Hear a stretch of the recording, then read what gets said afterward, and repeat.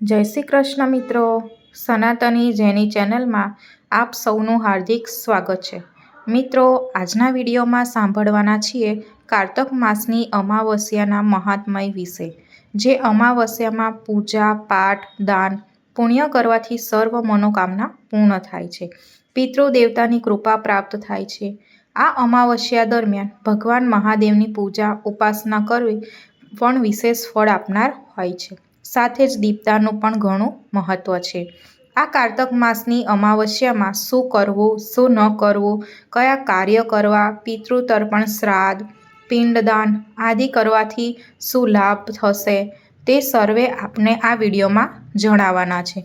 તો મિત્રો, તમને વિડીયો પસંદ આવે તો લાઈક અને સબસ્ક્રાઈબ કરવાનું ભૂલતા નહીં, જેથી કરીને તમને આવી જ અવનવી વિડીયો માહિતી મળતી રહે। તો મિત્રો, તમારા ફ્રેન્ડ હોય તેમને પણ શેર કરજો। બોલો શક્તિપતિ ભગવાન મહાદેવની જય। મિત્રો, અમાવસ્યા અર્થાત પૂર્ણ અંધકારમય જે તિથિ આવે છે, જેમાં ચંદ્રદેવના દર્શન જ થતા નથી, શુદ્ધ પક્ષની તિથિઓ અને વદ પક્ષની તિથિઓનું જોડાણ એટલે અમાવસ્યા। કહેવાય છે કે અમાવસ્યાના દિવસે ભગવાન મહાદેવની પૂજા ઉપાસના કરવાથી, જે ભૂતનાથ મહાદેવ કહેવાય છે, તેમની પૂજા ઉપાસના કરવાથી, શિવલિંગ ઉપર અમુક વસ્તુ ચડાવવાથી કષ્ટોમાંથી મુક્તિ મળે છે। જેમ કે અમાવસ્યાના દેવતા મહાદેવ છે, શિવલિંગ ઉપર તલથી અભિષેક કરવાથી, તલ ચડાવવાથી, મહાદેવના મંત્રનો જાપ કરવાથી પિતૃ દોષમાંથી મુક્તિ મળે છે, કારણ કે અમાવસ્યાની તિથિ તે પિતૃઓને સમર્પિત છે। આજે કરેલ તર્પણ શ્રાદ્ધ પિંડદાન આદિથી પિતૃઓ તૃપ્ત થાય છે અને તેમના આશીર્વાદ પ્રાપ્ત થાય છે। જીવનમાં રહેલા કષ્ટ બાધા સંકટમાંથી પણ મુક્તિ મળે છે। મહાદેવના શિવલિંગ ઉપર શેરડીનો રસથી અભિષેક કરવાથી અથવા તો ગોળવાળું જળનો અભિષેક કરવાથી આર્થિક તંગીમાંથી મુક્તિ મળે છે અને ધનનો માર્ગ પ્રશસ્ત થાય છે। આ ઉપરાંત મહાદેવને બીલીપત્ર ભાંગ ધતુરો આદિ પણ ચઢાવવામાં આવે છે।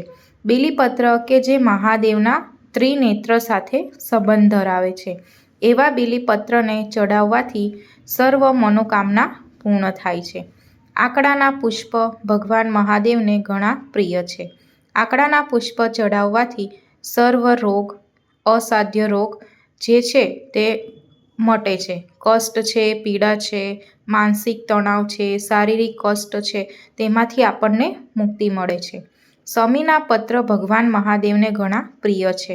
આમ તો શમીનું વૃક્ષ શનિદેવ સાથે સંબંધિત હોય છે, માટે શમીના વૃક્ષ નીચે સરસૈયાના તેલનો દીપક પ્રગટાવવાથી, ખાસ કરીને સાંજના સમયે એટલે કે સૂર્યાસ્ત પછી ભગવાન શનિદેવની પ્રસન્નતા પ્રાપ્ત થાય છે।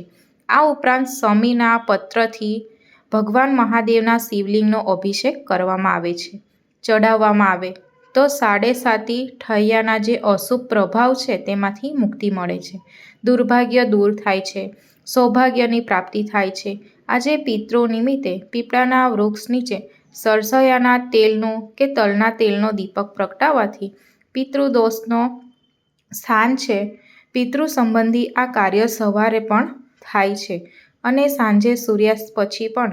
આમ તો પિતૃ નિમિત્તે જે આપણે શ્રાદ્ધ શ્રદ્ધાપૂર્વક કરીએ છીએ તે બપોરના સમયે 11 થી 1 વાગ્યાનો સમય શુભ મનાય છે।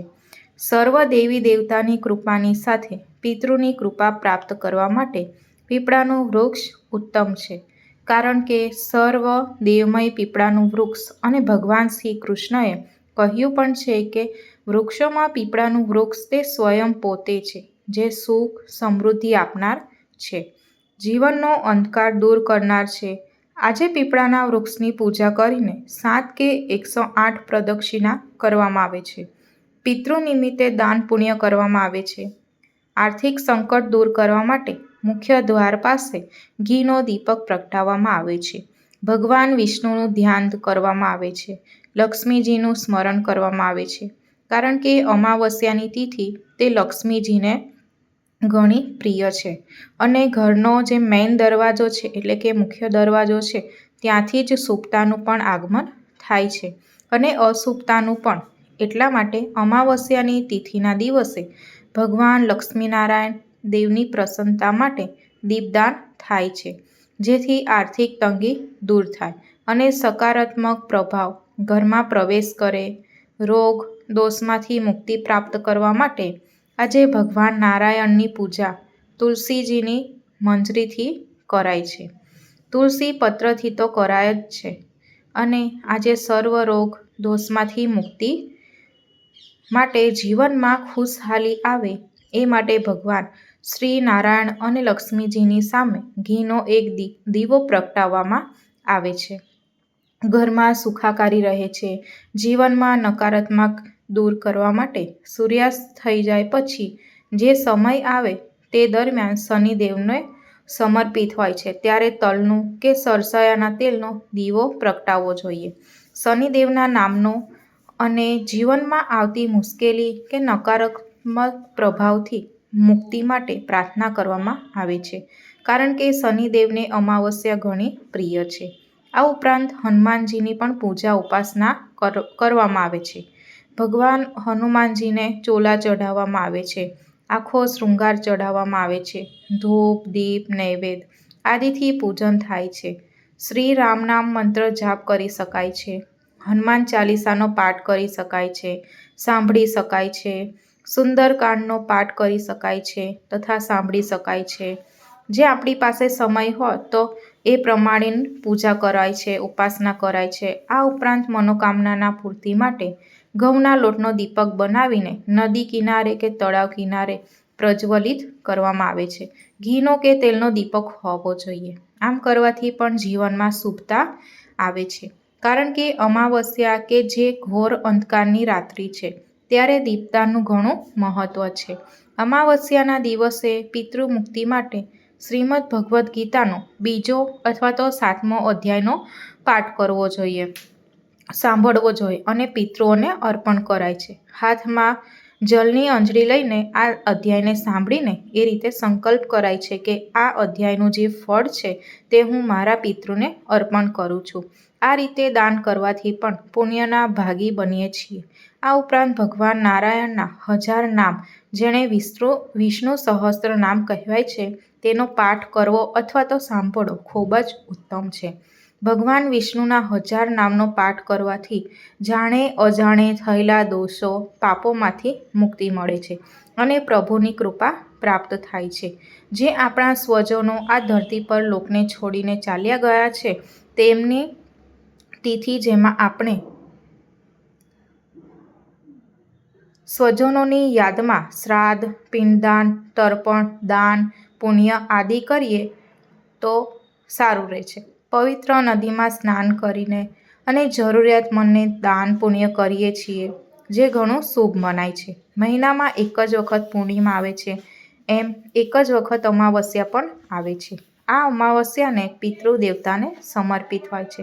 ભગવાન મહાદેવને સમર્પિત છે, જે પિતૃઓના પણ પિતૃ ભૂતનાથ છે. ભૂત અર્થાત ભૂતકાળ જે ચાલ્યા ગયા છે તેના સ્મરણમાં આપણે આ અમાવસ્યાની ઉજવણી કરીએ છીએ.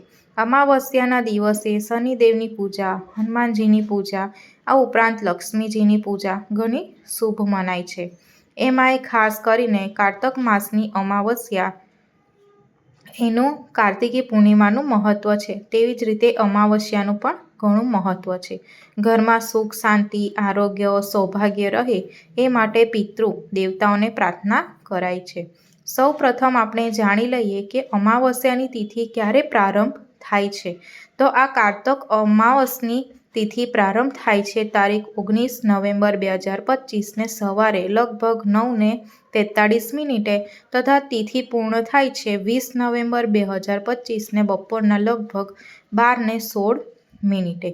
ઉદયા તિથિ અનુસાર અમાવસ્યાનું વ્રત થાય છે અને રાત્રિની તિથિ અનુસાર પણ, કારણ કે અમાવસ્યાની તિથિ તે રાત્રિના ઘોર અંધકારની તિથિ મનાય છે. એટલા માટે 19 નવેમ્બર 2025ના દિવસે અમાવસ્યાનું વ્રત પણ થશે અને રાત્રિએ હનુમાનજીની પૂજા અને શનિદેવની પૂજા થાય છે તે પૂજા પણ થશે. અને અમાવસ્યાની પૂજા પણ પીપળાના વૃક્ષની પૂજા આદિ. આ ઉપરાંત જે સ્નાન, દાન, જપથી સૂર્યોદય તિથિ પ્રમાણે આપણે તિથિ જાણીએ તો 20 નવેમ્બર 2025ના રોજ આ તિથિ ઉજવવાની રહેશે, જે ગુરુવાર આવે છે.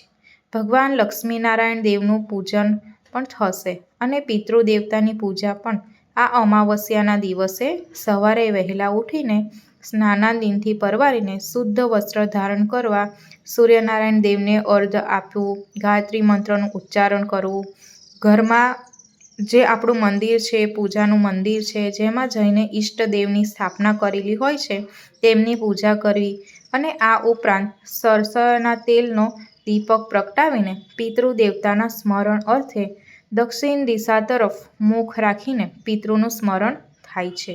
દીપદાન થાય છે. પીપળાના વૃક્ષ નીચે જઈને પણ સરસઈના તેલનું કે તલના તેલનું દીપક પ્રગટાવવો જોઈએ. 7 પ્રદક્ષિણા થાય છે. પીપળાના વૃક્ષનું પૂજન કરતી વખતે હનુમાન ચાલીસાનો પાઠ કરી શકાય છે અથવા તો જે આપણા ઈષ્ટ દેવ હોય તેમના મંત્રનો જાપ કરી શકાય છે. આજે ભગવાન લક્ષ્મીનારાયણ દેવનું પૂજન થાય છે.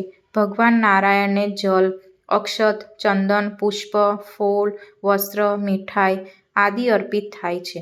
તુલસી દળથી ભગવાનની પૂજા થાય છે અને શિવ મંદિરમાં જઈને, શિવાલયમાં જઈને ભગવાન મહાદેવની પૂજા, ઉપાસના થાય છે. 1 લોટો ગંગાજળ અથવા તો સાદું જળ લઈને બીલીપત્ર, ભાંગ, ધતૂરો, ધૂપ, દીપ, નૈવેદ્ય, વિવિધ પુષ્પ આદિથી ભગવાન મહાદેવની પૂજા, ઉપાસના થાય છે અને અંતમાં આરતી ઉતારાય છે. પિતૃની કૃપા પ્રાપ્ત કરવા માટે, પિતૃની શાંતિ માટે વિધિપૂર્વક આજે મહાદેવ અને ભગવાન નારાયણની પૂજા, ઉપાસના થાય છે. સામર્થ્ય અનુસાર જરૂરિયાતમંદને દાન પુણ્ય કરાય છે. આજે આ મંત્રનો જાપ પણ કરી શકાય છે. ઓમ નમો નારાયણ. આજે એવું કહેવાય છે કે જેમની કુંડળીમાં કાલસર્પ દોષ છે, નાગ દોષ છે, વિષયોગ છે કે અંગારક દોષ છે કે પછી શનિ સંબંધિત કોઈ પણ દોષ હોય, સાડાસાતી ઠૈયા ચાલતી હોય, તેઓ ભગવાન મહાદેવની વિશેષ પૂજા કરાવે.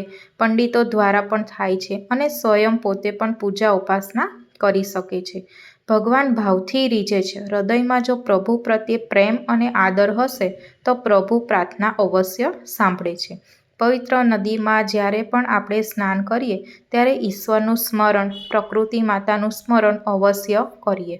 ચોખ્ખાઈ રાખીએ અને જો આપણે નદી, તળાવ સુધી પહોંચી ન શકીએ તો ઘરે પણ પવિત્ર જળ દેવતાને સ્મરણ કરવું, વરુણ દેવતાનું સ્મરણ કરવું, ગંગા, યમુના આદિ પવિત્ર નદીઓ, તીર્થોનું સ્મરણ કરીને સ્નાન કરી લેવું.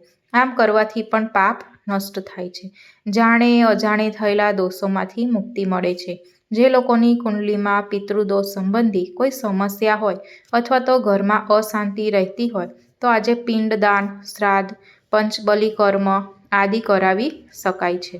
યોગ્ય પંડિતો દ્વારા સ્નાન, દાન, તર્પણ આદિ પણ થાય છે અને પિતૃના આશીર્વાદ પ્રાપ્ત કરી શકાય છે, જેથી જીવનમાં ખુશહાલી પ્રાપ્ત થાય છે. આજે તુલસી માતાની પૂજા થાય છે. સવાર સાંજ દીપદાન થાય છે. તુલસીજીની પૂજા તે સાક્ષાત ભગવાન હરિની જ પૂજા કહેવાય છે. આ ઉપરાંત એવું પણ કહેવાય છે કે આજે પશુ પક્ષીની સેવા કરવાથી, દાણ ચણાની વ્યવસ્થા કરવાથી, ગાયને લીલું ઘાસ છે અથવા તો લીલા શાકભાજી છે અથવા તો ઘરનું બનાવેલું ભોજન અથવા તો રોટલી અને ગોળ ખવડાવવાથી પણ પુણ્યના ભાગી બનીએ છીએ. કારણ કે જીવદયા કરવી તે મનુષ્યનો ધર્મ છે, આપણી ફરજ છે. ભગવાન મનુષ્યના જે કર્મ બંધનમાં રાખેલા છે, પશુ પક્ષી કર્મના બંધનથી મુક્ત છે, માટે થોડીક જીવદયા રાખવી જોઈએ. તેઓ જે કાંઈ કરશે તેનો દોષ લાગતો નથી, પરંતુ મનુષ્યને પાપ, પુણ્ય આદિનો દોષ લાગે છે.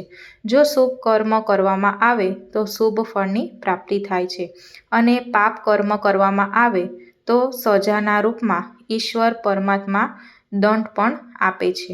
માટે આ બધું મનુષ્યને લાગુ પડે છે, પશુ પક્ષીને નહીં.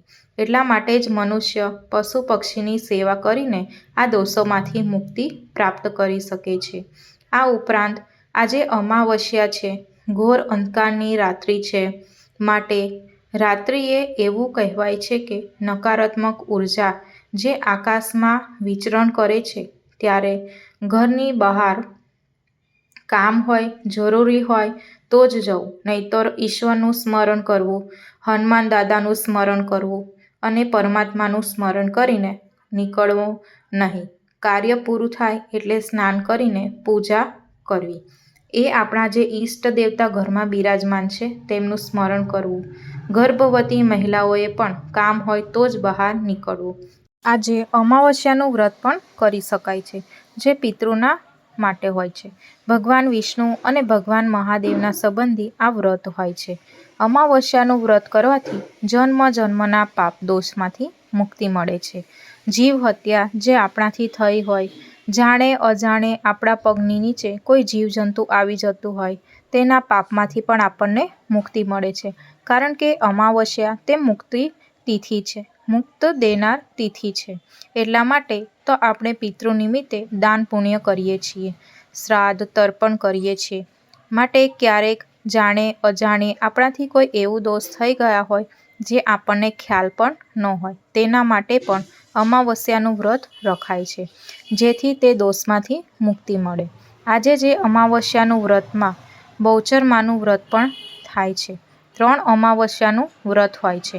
મા બહુચર કે જે ત્રિપુર સુંદરી કહેવાય છે, તેમનું વ્રત કરવાથી પણ ભક્તોની તમામ મનોકામના પૂર્ણ થાય છે. આધિ વ્યાધિ ઉપાધિનું હરણ થાય છે તેવું આ અમાવસ્યાનું વ્રત કહેવાય છે. મિત્રો, મને આશા છે કે તમને આ વિડીયો પસંદ આવ્યા હશે, તો તમારા મિત્રોને શેર કરવાનું ભૂલતા નહીં, તથા કોમેન્ટ બોક્સમાં હર હર મહાદેવ લખવાનું ભૂલતા નહીં. તો મિત્રો, મળીએ હવે આના પછીના નેક્સ્ટ વિડીયોમાં. ત્યાં સુધી ધન્યવાદ. જય શ્રી કૃષ્ણ.